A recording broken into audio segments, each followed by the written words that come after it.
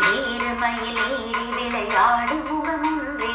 ஈசருடன் ஞான மொழி பேசும் முகமொன்றே, கூறும் அடியார்கள் வினை தீர்க்கும் முகமொன்றே, குன்றுருவமையில் வாங்கி நின்ற முகமொன்றே, மாறுபடு சூழரை வதைத்த முகமொன்றே, வள்ளியை மனம் புணர் வந்த முகமொன்றே, ஆறு முகமான பொருள் நீ அருள வேண்டும்,